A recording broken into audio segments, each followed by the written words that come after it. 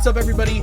And welcome to Crossfire Podcast, the podcast for Crossfire, faith, and gaming. I'm one of your hosts, Russ Dornish, alongside my co-host, the Reverend David Petty. Hey everybody, how's it going? It's great to be on another podcast.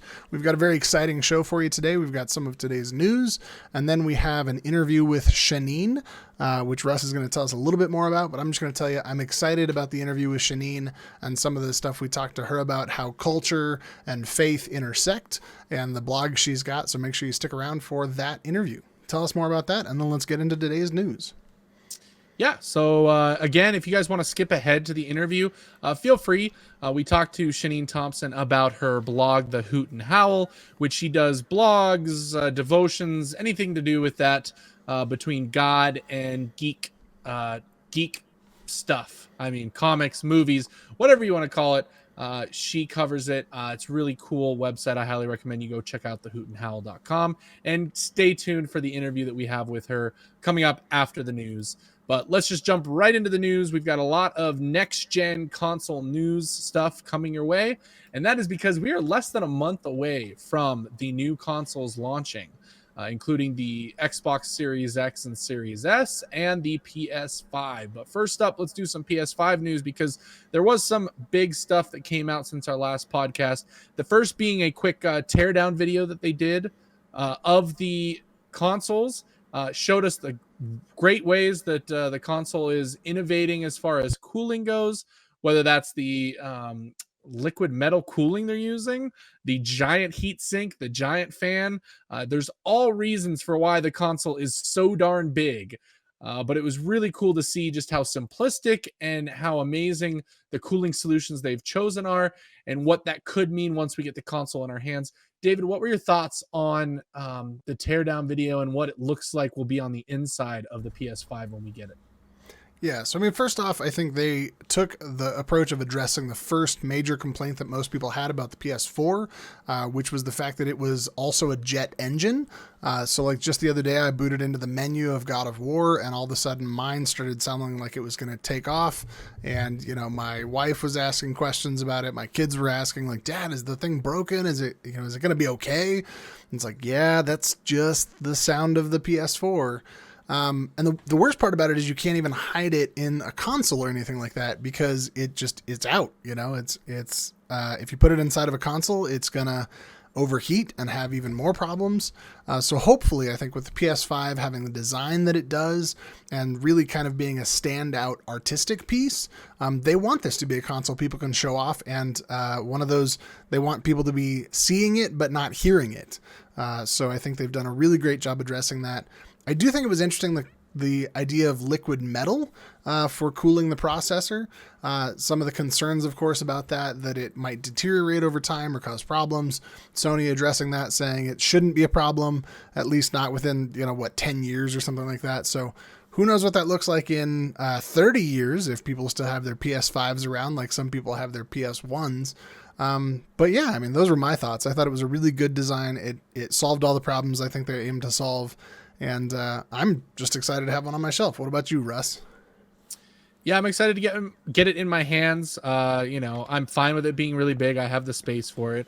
And yeah, I'm just excited to have a quieter console, quieter couple consoles with the Xbox Series X and the PS5 because, yeah, just even having my PS5 sitting next to me while I play some games here at my desk, it definitely gets really loud. So excited to see what that's able to do. The other thing we got to see from Sony, finally, we got to see the PS5's UI in a short 11-minute, 35-second video that they put on the PlayStation blog as well as YouTube.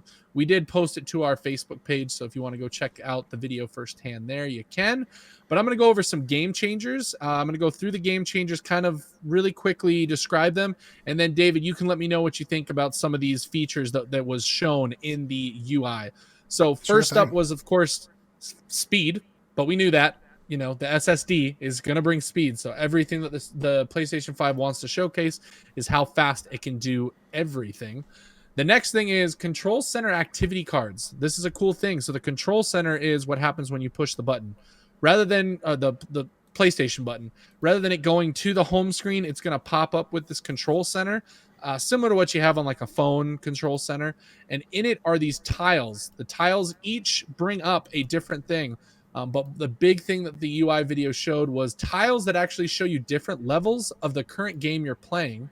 And by clicking on said tile, it shows you what you have to do to complete the level. It also shows you how long it estimates for you to complete that level. And it lets you jump directly into that level by pushing the tile instantly. So they showed this with the new little Big Planet Sackboy Adventures.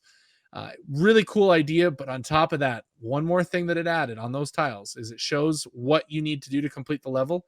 If you click on what you need to do, it opens up a help screen that you can do picture in picture with while you're playing, so that you can see either pictures or videos of how to complete the task that you are working on.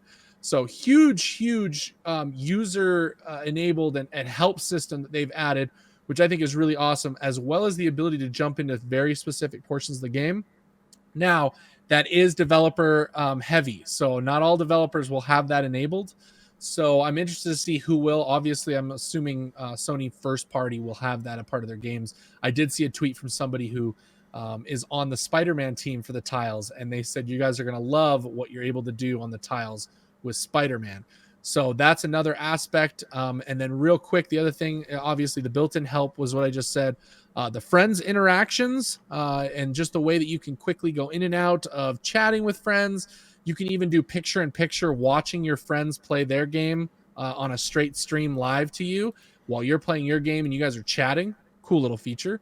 And then finally, less clutter. So it seems like they're going very aesthetically pleasing with very large backgrounds and pictures, not huge tiles or information covering the screen. I'd say my one complaint with the Xbox and the Xbox's ecosystem is just it's too busy. Sony has gone for a very simplistic design. So hearing all this stuff as a PlayStation gamer, Dave, what are some things that you're most excited about? What sounds like things that you'll be using? On top of that, I forgot to mention the store is now baked into the system rather than being an app. So that should be also faster. So what are some of the things you're excited when you get your hands on with the PlayStation 5? Yeah, I mean, I think what it sounds like to me is that they're offering a lot of options for people to interact both with other players and also with the system. So I think that's neat, especially, as we've talked about during these like pandemic times, the ability to connect with people is a major value that I have. Not that I've been playing a lot of multiplayer games, but I know a lot of folks who have and really found their kind of social connection that way. Certainly my kid, for a while not going to school in person, was able to find connection in online communities. So I think the ability to like see what your friends are playing and kind of especially for those folks who would like to play alone together, as Jane McGonigal puts in her book. She talks about the idea of, being in a chat while you're playing one game and your friend's playing another game, and, you're still hanging out, but you're not playing the same game. So for single players that also like to hang out with their friends, that's a cool feature, especially being able to see the screen. I'm curious to see how far that picture-in-picture goes. I'm one who kind of likes to be at my computer and, watch something on the side while being in remote play, playing on the PlayStation, or, be working on something over here while one of my favorite activities is or one of my favorite games is Hunter Call of the Wild, which is really just a sit in the forest and listen to sounds simulator. So it takes like 30 minutes to sit in the forest and listen to sounds and wait for a deer call in the distance. You could do that while doing a bunch of other things. So that's neat. I do think it's interesting they said less clutter, because one of the major complaints that I saw of that picture-in-picture feature and of the tiles and everything else was somebody saying, oh, great, more things to clutter my screen. So it's interesting they're saying less clutter in the UI, and yet during gameplay, the potential for more clutter. So it's interesting to see where that plays out. I think the store being baked in is a great business move for them. It's going to mean more sales. If you can take less seconds to get from that decision to that click, that's good. Hopefully means a better, smoother user interface. I do wonder what it means for those trophy hunters out there, Russ, trying to look for the next way to get through the next thing, if we're going to see more people getting more trophies, because it's going to be really easy to watch the trophy walkthrough video and go along with the game. So those are my thoughts on it. Yeah, it also included they didn't go into trophies very much. There was some stuff in the background that people saw. For instance, they did have different trackers on trophies on some of the tiles, which is great as a trophy hunter. Knowing how many times I have to kill somebody in order to get a trophy for it is amazing. On You top of shouldn't. that, You shouldn't be killing anybody, Russ. Killing is bad. okay. On top of that, there is this cool feature that somebody saw in the video that was snuck in, and that was the potential for digital rewards for finding trophies. So somebody brought up a screenshot of the video and showed in the bottom that it said, blah blah blah trophy, earn a banner, and then the next trophy over said earn an avatar or earn a theme. So it looks like they might tie in some rewards to trophies, which I think would be a great thing to do and add more people to the trophy ecosystem, is by giving some reward out that's a little bit more than just the bragging rights of a trophy. So I'm excited to see where they go with that. Again, as a trophy hunter, I'm excited for the ability to just jump in. My favorite aspect, though, that I loved was the timer that they have that said, like, to complete this level, it'll probably take about 10 minutes. Both of us are pretty busy on the go people. So the ability to hop in and see, oh, this level will only take me 20 minutes. I got 30 minutes till I have to be somewhere. I'm going to hop in, finish the level, and not have to, jump in later in the middle. So I think that definitely brings a cool little feature that I think Sony is going to get a lot of use out of, especially us gamers. Yeah, absolutely. I think that's huge. One of my frustrations with some of those bigger, longer, more narrative type games, I've always avoided them because I'm worried I'm going to sit down and, maybe it's going to take me 2 hours to get through this level or through this story bit or, whatever's going on. And I don't really want to, maybe I don't have 2 hours to give to something. Maybe I've got 30 minutes and, to be able to sit down and say, oh, this is probably only 20 minutes. Great. I'm going to go ahead and give it a go. One of the things I used to love about playing Overwatch, I knew I could jump into a match, 15 minutes, I'm in, I'm out. It's, have a good time. And it's kind of like people do with their mobile gaming, like, playing Among Us, it's only going to last for so long. So, yeah, it's neat. One more thing on the PlayStation side, obviously in preparation for this, Sony's going to be rolling out some updates to the ecosystem to help transition to PS5. Well, update 8.0 is not getting a lot of people very happy. There is a lot of backlash to it.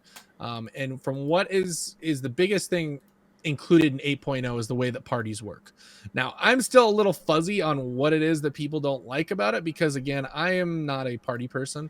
I do know that people were upset because there was some discussion and talk about the ability for Sony to record your conversations and they started banning people from their voice conversations with others. So the good news is, though, Sony has responded, and for some reason they've started responding more and more to criticism and actually like taking responsibility. First it was the tweet about the pre-orders not going well, and now Sony tweeted out, hey folks, just wanted to let you know that we're looking into your feedback on the recent changes to parties on PS4. Thank you for speaking up. We'll keep you posted. So they're acknowledging that people don't like it and they're looking at making changes. So I will say that is a good thing for Sony to be doing, to get a little bit more help with the fans, to show that they're listening, to acknowledge us out there that we're upset about things. I think that's a really great step in the right direction for consumerism and also helping out the customer. So again, hats off for Sony for doing that real quick here on the news. I will say though, I want to jump in really quick on the whole party thing. I've got such mixed feelings, because I think on the one hand, some of the frustrations people had was like, oh gosh, somebody else can be recording me now, which, technically I think you always could record voice chats. Like technically if you pulled a clip in, and you were in voice chat, it would record what the other person was saying. But I think in some ways I applaud their effort to say, we're going to be a little bit more accountable so that if people are being jerks to one another in the voice chat, or I mean, really going too far and bullying and harassing and that kind of stuff, we're going to give them the tools necessary so that when they report it, they're not just saying, hey, this one person was being a jerk. They're saying, here's the audio clip of them actually using, racial slurs or, demeaning me because I've got different abilities than other people. So I think that would be a huge tool. But I also am aware that different states, different areas have different laws when it comes to recording other people. So like Colorado, for instance, I think it's a one-party recording state, which means if you want to record somebody else, you don't need their permission. California, for instance, I think was a two-party recording state. So if you wanted to record a phone call, let's say, you would have to tell the other person, legally speaking, hey, just so you know, I'm recording this phone call. I wonder how Sony deals with that, but I think if nothing else, all of the backlash and the working on improving, the give and take and the push and the pull, hopefully will give us a better system, a better experience, and maybe one where we can all be a little bit nicer to one another. That is always, I think, the goal, especially in the gaming community that we want to have. But moving on, it sounds like not being nice to each other is in our next story. A little bit. We'll see. Well, maybe. Okay. So everybody since the acquisition by Microsoft of ZeniMax Studios and Bethesda and all the publishers underneath have been asking the same question. Now that they are first-party Xbox, Microsoft companies, will their games show up on PS5? The only confirmation we've had is that the deals that were already done before this with exclusivity to PlayStation will continue and they will go through as agreed upon. But the future of Bethesda games is kind of murky. Well, Phil Spencer talked to Kotaku, and this is what he had to say. This is quote from Phil Spencer. We have xCloud, PC, and Game Pass and our console base. I don't have to go ship any games on any other platform other than the platforms that we support in order to kind of make the deal work for us, whatever that means. What he's talking about is the question of, do they need to ship their games on PlayStation in order to be profitable, in order to say that they get the most money out of that purchase? And this is Phil Spencer kind of saying, with everything we have, we don't need to do that to recoup money. Doesn't mean that he's going to, because he also goes on to talk about how gamers should be able to play their games everywhere and shouldn't have any sort of boundary between playing them, whatever way they want to play it. But it still murkies the water a little bit as far as the exclusivity goes and having that. Hearing this, knowing what we know, knowing how much the Xbox spent on Bethesda and ZeniMax, what are your thoughts? And do you think it is smart for Microsoft to go exclusive with these Bethesda games?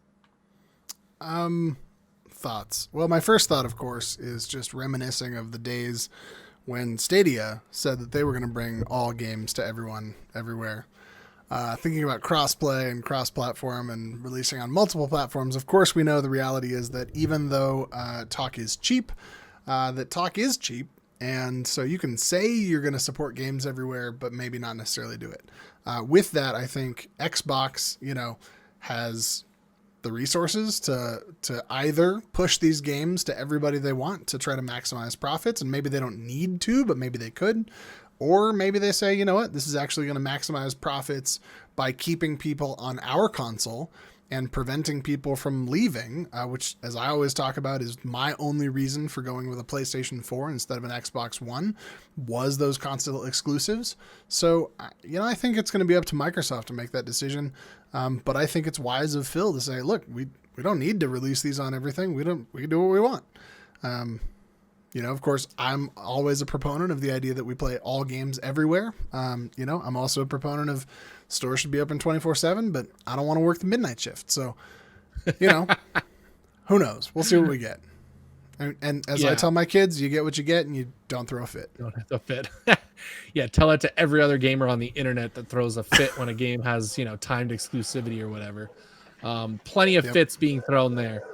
The next up on Microsoft news, and this is all over the internet, everybody in the media space that has a preview Xbox Series X was able to fully release kind of their final preview before release date of the Xbox Series X. So go check out your favorite big time, online presence, whether that's any of the gaming websites, PC websites, tech websites have it. They all got their hands on and did previews. I highly recommend going and looking at it. The big thing they said is the speed of the console is amazing. The silence of the console is great. The games show up in great forms, although their one complaint is they don't really have very many next gen games to really test that theory.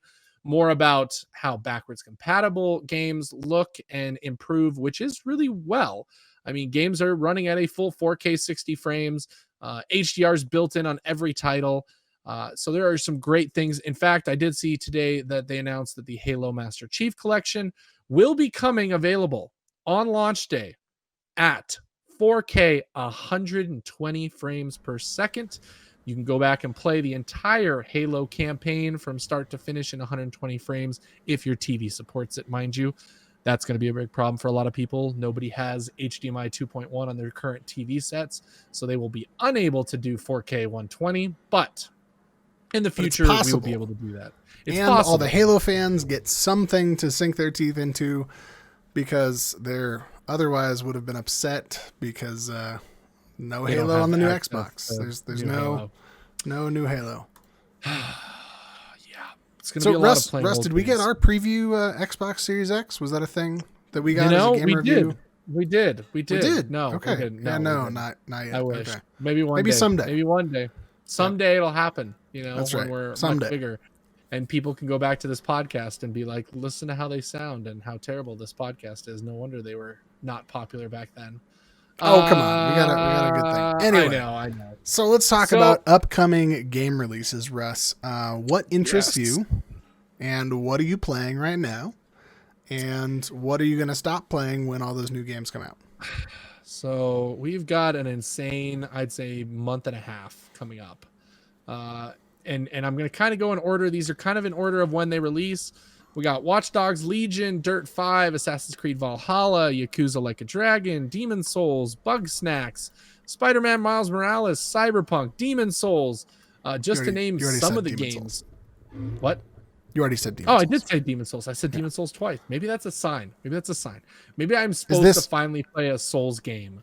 Is this the coming Crossfire spiritual warfare battle that we're going to have against Demon Souls? On whether or not I play it, sure. Yeah. And I throw my controller and break my new DualSense controller. Yeah. I have Watch Dogs Legion pre-ordered. I have Assassin's Creed for PS5 pre-ordered. I've got Spider-Man. I've got Cyberpunk. I'm probably going to pick up Bug Snacks because, man, does that look good. But I know, David, you're a little bit more limited in what you have available time-wise, what you want to purchase. So unlike Russ, I don't have unlimited funds. So I think I probably I didn't play any of the Watch Dogs. I bought Watch Dogs 2 on a discount on Steam a long time ago and just never got into it. I think that it looks good. Unfortunately, right now, everything looks good from a graphic standpoint. It's like, wow, look, everything's shiny and hair particles, and I don't know. I really like the last Assassin's Creed games, so I probably will pick up AC Valhalla, though at this point I still need to finish some of the last Assassin's Creed games. So, for me, that's probably their Bug Snacks. As a guy with a 7-year-old kid, Bug Snacks sounds awesome, though I don't know. We talked about it. It might be like a weird kids horror game. So I don't know how I feel about that and the creepy strawberries. And Spider-Man, we were just talking about it yesterday. My son's favorite game was Spider-Man, the first one, the PS4 Spider-Man. So Spider-Man Miles Morales is definitely going to come to our house. And then, of course, Cyberpunk. I think you can't live in the 21st century in gaming and not at least try Cyberpunk 2077. And I'm still curious to see, where does it take the discussion about society, the discussion about the future of society, the discussion about the future of religion in society, and does it live up to the hype? Because at this point, my biggest fear is that there is so much hype around that game. It's almost inevitable that people are going to be disappointed that it's not going to be the game that changes their lives. When it comes to Cyberpunk, I'm not worried because nowadays with games, there are enough previews out there of a game that people will come out and say, the preview I played was, iffy. They need to fix a lot of things. It's buggy. It's not good. Everything I've heard from every single preview of Cyberpunk is wait till you get your hands in this game. It is ridiculous, unbelievable, so good. And that was only a small slice of the game. So don't see it having any issues. Spider-Man Miles Morales, I am so hyped for it, and I think we are entering a new age in comic books because I think that Miles Morales has a chance as a character to overtake the popularity of Spider-Man. Okay. Sure. Between the popularity of Into the Spider-Verse, between the Spider-Man Miles Morales game coming out, the rumors about live action Miles Morales joining the Spider-Man universe and Marvel Cinematic Universe, I have a feeling we're going to have some new things. And having a, multicultural, multiracial comic book character that is becoming so cool and kids are loving, I think is awesome. Of course, the representation of his African American background and his Puerto Rican background is unbelievable and awesome to have. So I am so excited to play that game, see how the character phases out and shapes, and how they represent him on the screen. So yeah, I'm excited for all these games. I'm excited to play them on the next gen consoles. Do you think with the new popularity of so much Spider-Man in the Marvel universe, do you think they're going to come out with like a really good game with all of the Avengers? That of course being a joke, because Russ played the new game of the Avengers, was not a huge fan. So FYI, it wasn't in the news. I'll throw it in here right now, but Avengers is dying. I think they said they looked at the Steam numbers, and like last week, the number of people playing at the same time for the game was like 900 at one point, which the game is built as a co-op loot game. That's similar tough. to Anthem, similar to Destiny. And when you have low player numbers less than a month after release, on top of that, they just announced anybody who's been playing Stadia, low player numbers, rough. Well, it's even lower for that. So I won't even get into that, how, Avengers is doing on Stadia, but they also delayed the next set of content for Avengers. Again, not good. Avengers is a mess. It is a mess. And I'm just going to go back into my warm jacket of amazingness and goodness of replaying Spider-Man and playing Miles Morales when the new system, and forget that I have ever experienced the Avengers game ever again, unless they have. I mean, it's almost like you could say maybe they need to just like snap their fingers and get rid of half the content in that game. That, of course, being a reference to... Anyway. David. Spoiler alert. That's the thing Thanos does. He snaps his fingers and people die. Yeah. So I'm curious to see where the future of superhero games goes. I'm excited to see Miles Morales as a really good superhero game, because for so long, I think any superhero game that came out, there was always a question, and probably still will be for a long time, is this a standalone amazing game, or is this a marketing ploy to just monopolize and get the most money in merchandising for a particular IP? I don't know. I see that kind of stuff all the time. It's like, oh, this is a game based on this one character, but maybe the game is terrible, but they're trying to get as many people to buy it because people love that thing. So it's definitely been different in recent years, I think. The big game that I highly recommend everybody go out and play. I got Kevin from our community group, hung out with us. I told him he needed to go play Arkham Asylum because he said he was a Batman fan. He started playing it and he was like, Russ, you were right. This is amazing. And I back that 100%. Arkham Asylum is one of my favorite Batman stories. So recommendation of the month, if you want to, for super cheap, go pick up the Arkham collection on whatever console you have and play through the Arkham Asylum City Night storyline. And that kind of started a revolution for comic book games. And Spider-Man has kind of picked up where that left off. Very similar combat system.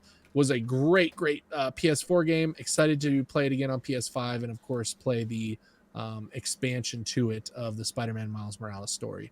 But that is it for now.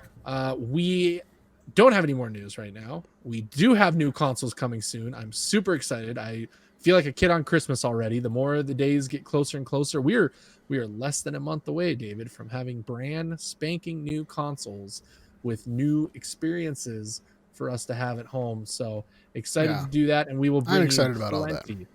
Plenty of coverage of the new consoles, as David's getting a PS5. I have a PS5 and an Xbox on order. So we will cover those consoles whether you purchase it day one or not. So stay tuned and keep tuning in and subscribing to our podcast, of course, so that you get that latest news. And stay tuned after the break for our interview with Shaneen Thompson from the Hoot and Howl. And enjoy that interview. Make sure you go check out her stuff and say, hey, I loved hearing you on the Crossfire podcast. And of course, check out all our stuff if you're coming from on her side of things and coming to hear what we have to say. But before we go to the break, I have one more thing I want to announce and just let people know. And that is that we are raising money through our Twitch channel. We've been doing this for a while, and we don't stream a whole lot. We're not the people that are out there streaming 8 hours a day, 7 days a week. But when we do stream, we try and put a lot of effort and love into the content. And more than anything, we're trying to raise money for a good cause. So a couple months ago, we raised hundreds of dollars towards Able Gamers. And, this month we are teaming up with the Extra Life fundraiser that's going on, that goes on all the time. And we're going to continue that into November. And in November, I believe November, 14th? No, I'm going to get the date completely wrong. I think it's the 9th. Okay, so on November sometime when it's happening, I'll check right now. In a second, while Russ is doing that, and I'm just stalling for time, November 7th, we are going to put together some sort of significant live stream. So mark your calendars for November 7th. Remember the 7th of November, where we're going to do an Extra Life marathon. We're going to stream for a long time. Maybe we're going to stream together. Maybe Russ is going to stream. Maybe I'm going to stream. We still won't have new consoles in hand, but we'll still have a lot of good times and hopefully raise, I think our goal is $1,000 for Extra Life. Yep. Help us get there. Extra Life helps to raise money for children's hospitals. I believe we're going to be raising money for the Children's Hospital in Denver, in Aurora. And, as a person who's got a kid who was in the NICU for a week when he was born and who has spent a long time taking my kid to children's hospitals, those places do amazing miracle work that is really second to none. So help us raise money, help make a difference in kids' lives. Through the Extra Life fundraiser, through our Twitch channel, through our Extra Life marathon on November 7th. Don't miss out the opportunity to help us help some kids and have fun while doing it. That's all I got to say about that. We ready for the break? Yeah, we're ready for the break. Let's go to the break. Right, and then let's on go the to other break. side, we have Shaneen Thompson. Yep. All right. See you guys on the other side.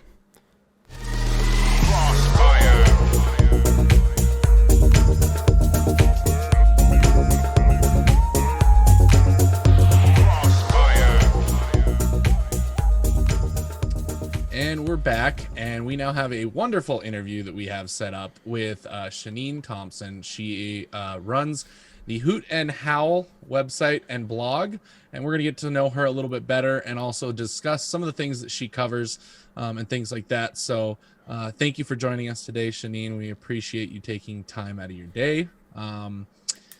Let's kind of jump in and get to know you a little bit. So tell us a little bit about yourself and kind of what you're doing per se. All right.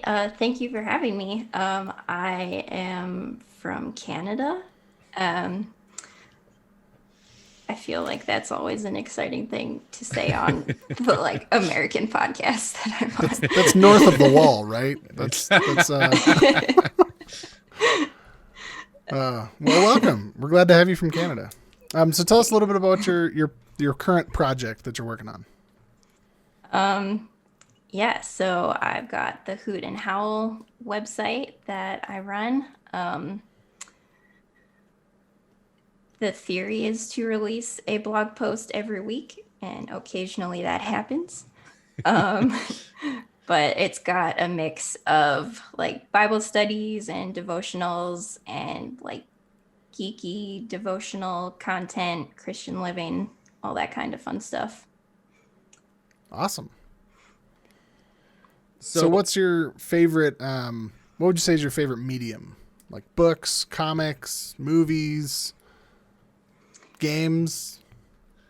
I definitely love movies and TV shows, but I think books has always been my first love. Okay. Nice. The movies and TV shows I know our listeners will probably love. We've got a lot of movie and TV show fans out there. It seems like a lot of our gaming discussions end up somehow going back to Star Trek or Battlestar Galactica or, Lord of the Rings or things like that. So Yeah. What do you, Russ? I think you had the next question. Well, to expand on that a little, what if, since books are your favorite and movies and TV shows, what would you say your favorites from those are currently? What are things you think every nerd geek should watch at some point? I mean, as far as TV shows goes, I am just constantly rewatching The Office. Um, I love, love, love Doctor Who. Um, I just started getting into Star Trek: The Next Generation, and I am loving it. It took me a few episodes, and then I was like, no, this is actually the best thing ever. So that's been really good. Um, That's encouraging because I started watching Star Trek: The Next Generation, and a couple episodes in, I was like, "How many more episodes do I need to go before I get hooked?" 'Cause I watched some as a kid, but not a ton. So maybe I'll stick with it and try and get back in there. And Russ, I'm sure you were very excited to hear about The Office. There, as you've watched it, how many times? I'm officially on watch number 21 through the whole series. oh, wow. So I usually about every month and a half I will watch the entire series through during that time because I like it, especially because I can put it on in the background too. And I've seen it so many times that I know what's going on. I am starting to introduce. I'm a high school soccer coach, so I've been introducing my high schoolers to it. So this season, every time we've taken a road trip, we've watched the. We're on season 3 right now. We're watching on the bus with all the kids. So The Office is always a good answer. As far as you said, books are like your absolute love, your favorite thing. What are some of your favorite books, whether they be Christian books or nerdy type books? What are your favorite go-tos when it comes to books and recommending them to people? I mean, it seems like kind of a basic answer, but the Chronicles of Narnia will Oh yeah. always hold just like the most special place in my heart. Like, I loved it as a kid, and I don't reread books a whole lot just because there's so much out there that I want to read, but I go back to Chronicles of Narnia all the time. And yeah, I think it's gotten better being an adult reading them. Oh yeah, because Very there's a nice. lot more. There's a lot more symbolic stuff in there, especially as an adult that I think you catch. So I could definitely Yeah. see the draw to doing it over and over again. Yeah, there's one that, as a film person myself, I wish that they would remake the Chronicles of Narnia better. I feel like it was a really strong, like the first or second movies, and then it just kind of was like, oh gosh, we just lost steam. So maybe that's something that film producers, if you're listening, reboot that series before you reboot Spider-Man for the 18th time. I mean, Netflix is supposed to be doing a TV show of the Yeah? Chronicles of Narnia. Yeah. Okay. I think I heard that. It's That been would in be the awesome. works for a while, but I That's think it's still like one of those things that's supposed to be. Very nice. I'd really Nice. love Can we get that. Henry Cavill to play Aslan? Is that For his voice. I don't know. I want. yeah, I don't know. Maybe not. Okay. I was just thinking about The Witcher, as we were talking about Netflix, and I just saw him as Sherlock Holmes in the Enola Enola Holmes. Yeah. Enola, yeah. So really good. Anyway, so tell us a little bit more about Hoot and Howl, and what is it? You said you post some blogs and some other stuff, some Bible studies. Tell us about why you started it and where your hopes are for it to go and what you want listeners to know about it. It came out of a time in my life when everything was changing and I kind of didn't really know where my life was headed anymore. I graduated from university, got a full-time job, and got married and moved out and all that stuff, all within the span of a few months. So it was a lot of good things, but also very tumultuous change all at the same time. So I think writing has always been a part of my life also. And I was having a conversation with a friend and I was like, I should just start a blog. And then I was like, wait, I should just start a blog. So, and like, I love Jesus and I love digging into the Bible and like digging in deep, but also being able to talk about it in a way that isn't unaccessible, and Sure. just being able to connect it with like the geeky things that I'm enjoying, the TV shows, the books, all that kind of stuff, and like finding Jesus in those things. And all that stuff is just super fun for me, and I love sharing it with other people. Right on. Yeah, that's awesome. So what are kind of some of your maybe long-term goals with the blog? I mean, do you have anything that you're like set out to do or that you want to do in the future, or even some things maybe you want to expand on your website and stuff like that? What do you think your long-term goals are for it? Long term, I'd like to write some books and devotionals and stuff like that. Um, yeah, that's a dream. We'll see how long term that is, but eventually. Um, and yeah, just being able to continue to share a message of God's grace with people is the goal for now. Nice. So, tell us a little bit about. Are there any other projects you've been a part of, or any other podcasts you've been on, or any other groups you're a part of that? Tell us a little bit about your experience working with those other things, and what is it that you like about those particular groups or projects? Yeah, so I've been involved in the Daily Nerd Devo podcast for, oh, I don't know how long now, a little while. And we just release like a 2 or 3 minute geeky devotional every weekday. And that's been super fun to be a part of. Um, yeah, Jesus and geeky things. It's awesome. And it's an awesome group of people that I get to do that with. And I'm also on the podcast First Geek 411.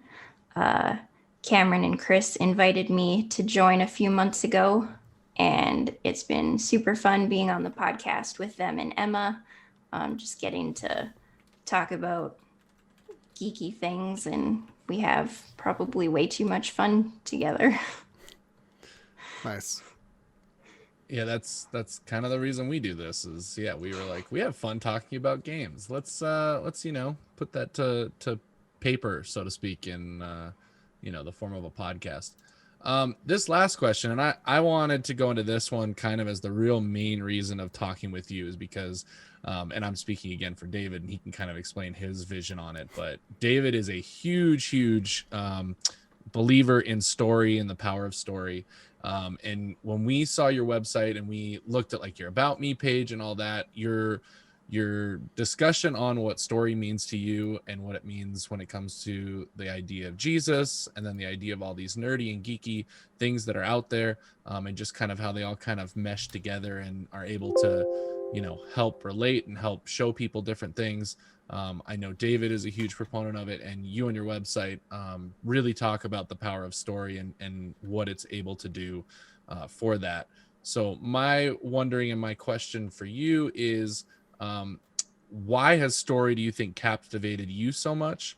And kind of what and when do you think that really you were drawn into that and that idea? And then obviously then translating that into a website and blog. Um, I don't think I can really pinpoint a time in my life without story. Um, I don't know, like we have home videos of me like before I could talk, like flipping through books and like narrating a story. Um, and yeah, like I've always had a love of books and story. And yeah, growing up, I was always in the midst of like 2 or 3 books. I could never get enough story in my life. And yeah, I think um, being an adult, I see it even more um, just in the Bible and how often people can view it as just like a list of rules and stuff like that. But looking at it as a story gives such a richer, fuller picture of it. And you, God is less distant that way. Also, I think you get to know him as someone and not just this being up in the sky, like telling you what you can and can't do with your life. It's someone that you can actually know and have relationship with. And I think he obviously reveals himself through the Bible, but likes to reveal himself through the stories that we tell as well. Nice. Yeah, I know it's for me, story has always been really important because it's for me, it's how we make meaning in life. You know, from the time that we're kids and we're telling stories of, you know, Jack and the Beanstalk, or we're telling stories of Noah and the Ark, and we're telling stories of, you know, regardless of what you're interacting with, whether it's, you know, watching TV or you're listening to Bible stories, it's story, right? You know, we as kids don't start off with like, let's memorize some laws, or, you know, let's memorize the rules, or let's learn about engineering and science and technology and math. Like, we learn stories as little kids. So then I think, yeah, especially as we're trying to make sense out of the question that my son, you know, my 11-year-old son asked me this morning, almost 11, he's not there yet, asked me this morning, he's like, Dad, like, what's the point of like life? Like, why? I was like, well, it's like, this is the question that everyone has been asking forever. I was like, do you want Aristotle? Do you want Nietzsche? Do you want Jesus? Like, there's a whole mix of theory on that, you know, but the reality is most of it is, where do we find ourselves in the middle of the story of what is happening in the world? So I think, you know, to put ourselves into that narrative, and say, you know, what's my part in the story? And then I'm fascinated mostly by the questions of, when we play games or we watch media or we read books, like, what are the stories that those things are telling us that reflect the truths that we see in the world? You know, where we might watch a piece of media and say, that's so much different than the world that it is now, but I really wish the world were more like that. Or we read scripture and say, gosh, look at how violent and aggressive and terrible people were to each other 3,000 years ago. I'm so glad we're not like that anymore. You know, I'm so glad that we've learned to get along better than Cain and Abel did, or, you know, that we don't throw prophets off cliffs anymore all the time. Yeah, I don't know. That's story's captivating for me. And it's exciting to hear that it's similar for you. Mm-hmm. I think we relate to stories so much better than any other, like you said, like rules or laws or information, stuff like that. Like, we can look at a story from like post-apocalyptic zombies or like Lord of the Rings, Middle Earth, and those worlds are not like our worlds at all, but somehow we can still find a connection to them, and we're like, yeah, I totally get what they're going through. Like, I can see myself in this story. Yeah, and things like zombie apocalypse, you know, the question is, what do we do when we're afraid, or when we feel like the people on the other side of the fence are out to get us? Or, you know, how do we relate to one another if there's a question like, are you a zombie or are you not a zombie? You know, and I would even say that story is the basis of our relationships. You know, if you see somebody and you don't understand their story, it's so much harder to relate to them. You know, they're just a person that's in whatever category you put them in. You know, you say, okay, well, there's a person that lives in rural America, so this person is probably, you know, you write their story for them.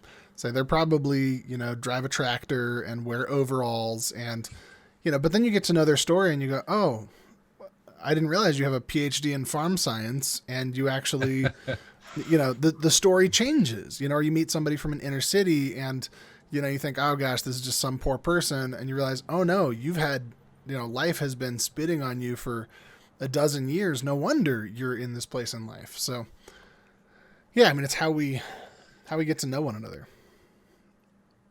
And I really like, Shaneen, how you relate a lot of the stories on your blog, and relate them to the Bible and tie them back to kind of some things. Because I do think like relating stories that we know a lot better as humans, people, nerds, geeks, like a lot of us don't even realize that there's a lot of similarities and connection.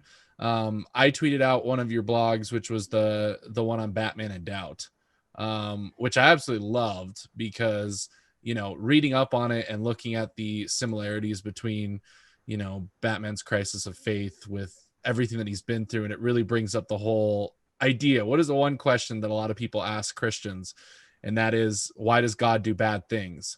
And being able to see that in kind of this form, especially in a format that I really love, and especially a format that a lot of people love, I think is a great comparison and tool to use to kind of say, there's a lot more to the stuff that we take in, and understanding how that then relates to what a real relationship with God and Jesus is. And so I definitely appreciate, your ability to talk about that.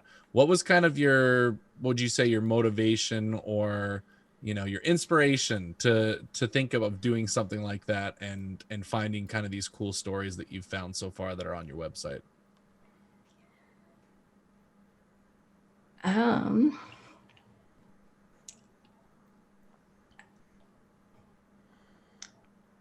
That's a good question. I can lead in with another question while you're thinking about that one. Do you have a process? As a writer, I'm sure a lot of writers out there are wondering about, writing process. Some people start with a subject and then they explore it. Some people just start writing. How do you go about finding, do you watch a movie first and then think, oh, how does that relate? Or do you read something first and think, what's a movie that relates to this? What's your process when you come to approaching a subject or a piece of media? It usually comes out of like the geeky things that I'm enjoying at the time. Usually I'm not really trying to figure out like how I could turn it into a devotional, but something will just jump out at me and I'll be like, ooh, that was really good. I want to explore that more. So yeah, like the Batman comic, for example, like I had just heard about that storyline and was like, ooh, I really want to read that. And then I was reading it and was like, whoa, this one hits hard.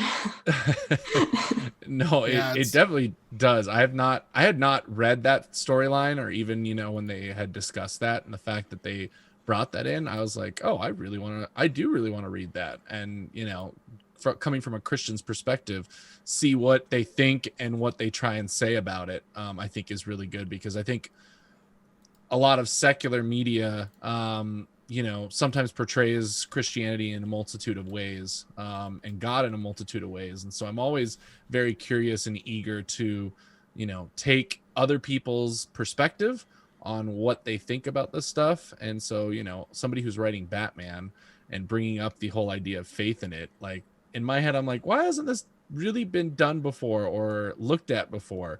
Obviously it's a secular comic and you don't want to make it about that and solely about that. But I definitely think that's a deeper aspect that could be explored in more detail, especially with a lot of the different things that he goes through. Yeah, it's you mentioned, Russ, that faith is portrayed in a variety of different ways, but I think so often faith is portrayed negatively in film. So often I think we see, and I would say in film or in media, we see faith as kind of the cultish faith, or the, oppressive faith, and or even just the caricatures of faith. And, we've talked about a little bit, and I'm curious, Shaneen, what your take is. Are there pieces of media that you've interacted with where you say, gosh, what a beautiful, more authentic representation of faith, compared to, let's say, like Far Cry 5, where, the faith piece in there is like, well, these people are all part of a crazy cult in Montana. that claims to be faithful, but obviously is more cult than authentic faith. So are there pieces of media you've interacted with that you would say represent a more authentic version of faith that you would recommend to people? Ooh. Sorry, we're coming out with like the really deep. I'm just trying to think. I don't know. I think, yeah, like you said, like faith is so often poorly portrayed, or at least like Christianity, which I think can be different from faith. Sure. Yeah, no, I agree with that. Yeah, I've definitely seen like a lot of poor portrayals. I think the honest portrayals, like for example, again, the Batman comic just showing that like his faith journey was a struggle and it's still continuing. It's not necessarily something that like he's given up on, but he's just not sure like where to go from here. And I think that can be like a really honest portrayal of faith. I don't know. I've been watching The Boys, which I don't necessarily recommend, but a lot of the Christianity they portray is like very kind of that cultish, oppressive, like just believe and miracles will happen. And you're like, whoa, that's not good. And like the leaders are all corrupt and really bad. But then you have Starlight, who's like seeing all this community for what it really is and is questioning her faith as well. Like, I don't think she wants to give up on God, but she's definitely giving up on that community because it's not what it says it is. Sure. And it's funny you said that because I was going to bring that up because I've actually seen on a few Christian like geek sites and geek groups and things like that. They've been bringing it up and just saying, The Boys is a terrible show. We should boycott it. It's this horrible thing because it portrays Christianity so poorly. And I agree with what you're saying too is, and I believe, when I watched it, it wasn't like, oh, great, here we go. They're telling Christianity's horrible. I'm like, there is some Christianity that is like this, and it's out there, and it is abusive, and it is, bad, and it leaves people in bad positions, i.e., Starlight in the show is kind of, not fully like physically abused on the Christianity side, but almost like just extorted, used in a different way. It just becomes this figure of like, you need to be this like perfect person and what that looks like because you're our like savior and you're like our new, it's almost that idolatry process that we see sometimes in, like we said, the cultish Christianity and faith and all that. And so it's interesting seeing that portrayed, but I do like what they show with her is like, she's not necessarily just going to completely throw away God. And I think a lot of people who come out of those type of situations will do that. But I think it shows the good faith and humanity that, okay, maybe what I'm a part of isn't really faith and what God wants. So that doesn't mean I need to completely throw that out. And so I honestly, I thought it was fine and it was good enough. And I'm not one of those people that's like, the show's terrible. It looks at us in such a bad way. I can always, find a little bit of entertainment and factor in, making fun of myself. So I'm not terrible with spoofs or anything like that on Christianity and whatever it is, because I do understand some of it comes from a place of realistic expectations and things that actually happen. So I think there's a place for honest criticism, and that's where I think a lot of us are not great. Like, what do we do when we look in the mirror and we say, actually, there is this piece of me or this piece of the organization I'm a part of that does need to change. There is this piece of Christianity that does need to change. There's this piece of my faith that does need to change. And a lot of people don't like that because it's uncomfortable. But I think those honest criticisms can get us to a better place. So I think that's really neat. Shaneen, I've got one last question for you, unless you've got questions for us or, Russ, if you've got other questions.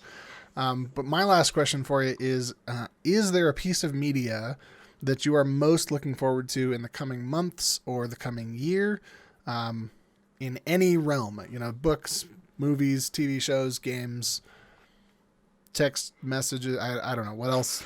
Twitter? What else is out there? Quibi? That's a thing, right? Yes. Quibi shows. Yeah, I was about to say that.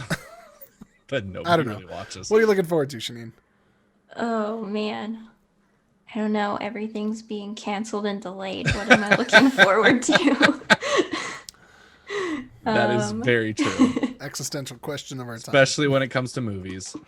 Yeah. I don't know. Like, I am looking forward to the Wonder Woman movie. I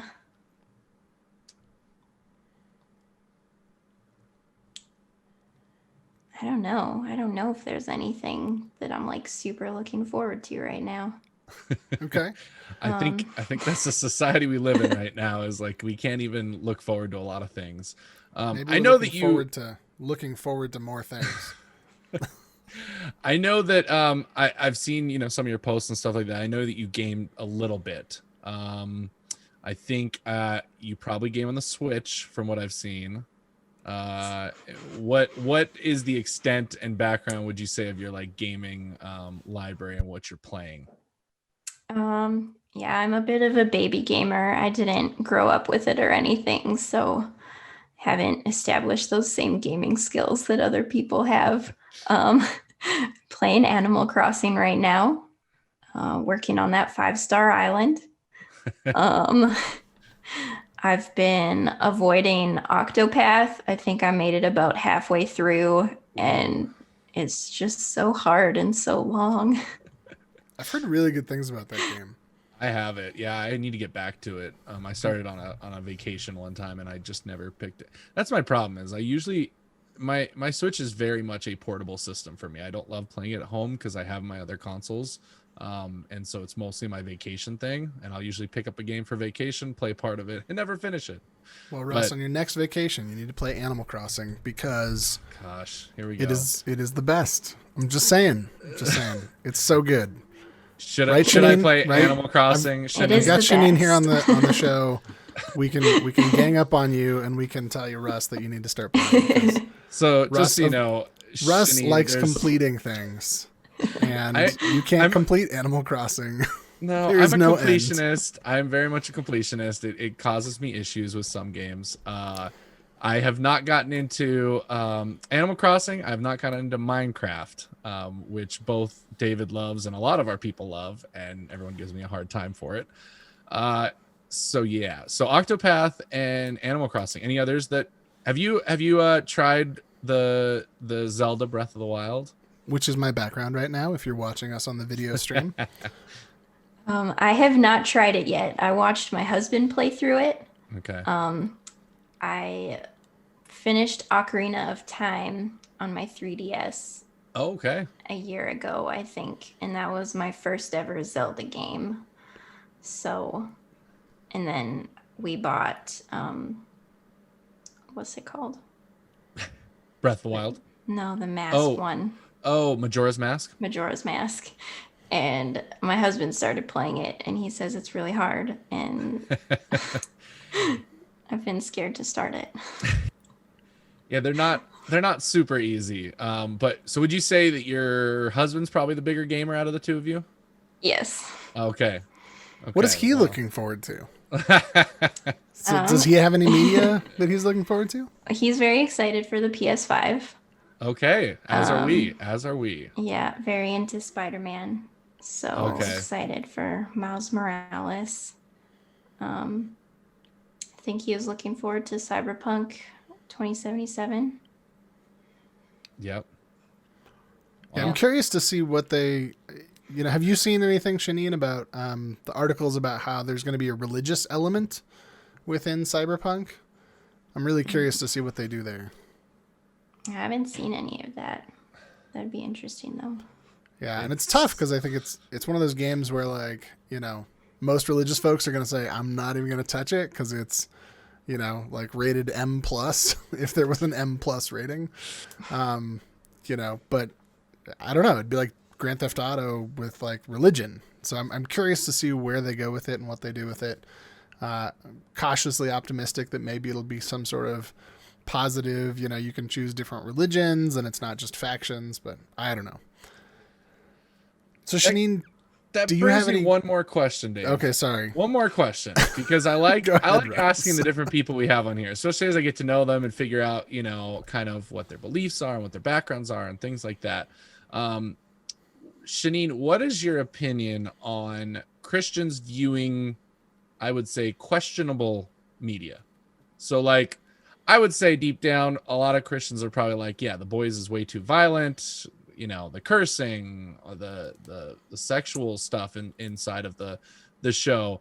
You know, I'm fine with it. Like, I view a lot of that stuff. I play mature games. I do all that stuff because to me, it doesn't affect me personally, and it doesn't cause issues for me. And so I don't view that as big of a deal. I'm obviously very respectful of people who are like, oh, I can't play that because I don't like this. And I'm like, great. That's, you know, you figuring out what works for you and what doesn't work for you, and then playing by it. So what is kind of your opinion as far as Christians kind of enveloping different media sources that may not be, you know, wholesome and like full of Christian meaning and messages? Yeah, I think it really comes down to a personal choice and personal discernment about it. If it's something that causes you to struggle or feel too uncomfortable or anything like that, like don't do it. But I'm not gonna tell you what you can and can't watch or judge you for what you are or aren't watching. I think like there's certain lines to be drawn, but there's definitely a lot of gray area. Yeah, I think about the in Paul's letter to the Corinthians, the question that comes up about like whether you can consume meat that has been already supposed to be sacrificed for idols. You know, and his big thing that he says there is like, you know, here's the deal. Like, you and I, we're strong in our faith, and we know that it's not going to be a big deal. Like, meat's meat. You eat it, I eat it. It's not a big deal. But, like, if our approval of the meat causes people that are weak to stumble, then, like, we just need to be careful about how we go about that and not, you know, not go telling people, like, hey, you know, this meat's totally easy to eat. And, like, now we're great and happy with all the, like, pagan idol worship. So let's eat their meat because we also worship idols. And then people are going to be like, wait a second, we worship idols? You know, so I think that there's that gray area, right? Of like, you know, if it's going to be a stumbling block for you. But, you know, but I also think then my biggest thing is if you're avoiding all, let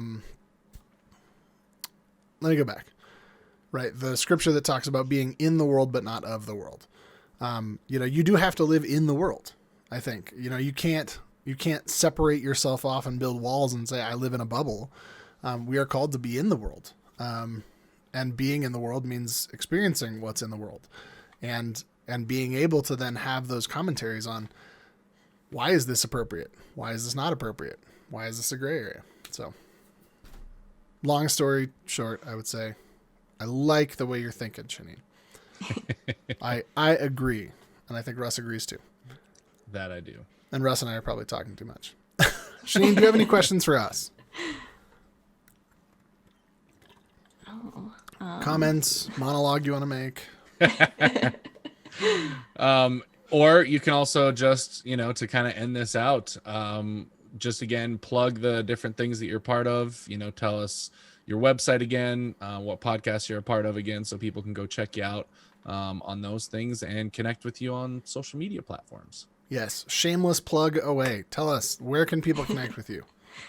Yes, you can find me at thehootandhowl.com, The Hoot and Howl on Twitter, or Hoot and Howl Tales, TALES, on Instagram. Awesome. Well, thank you again for joining us on our podcast and for sharing a wonderful time with us. Yeah, thank you for having me. Russ, any last minute comments? That is it for me. I am perfectly fine right now. All right. And if you're watching on video, you'll notice the website down below, crossfirepodcast.com. Earlier in the video, it was halfway off the screen. I fixed it, so you're probably like, Crossfire, and then the whole thing goes away. So make sure you check us out on crossfirepodcast.com and on our Twitch channel, where next month we will be raising money for Extra Life. So make sure you do that, because we are raising money for that and trying to make the world a better place. Thanks again for listening, and we'll catch you next week. God bless. Crossfire!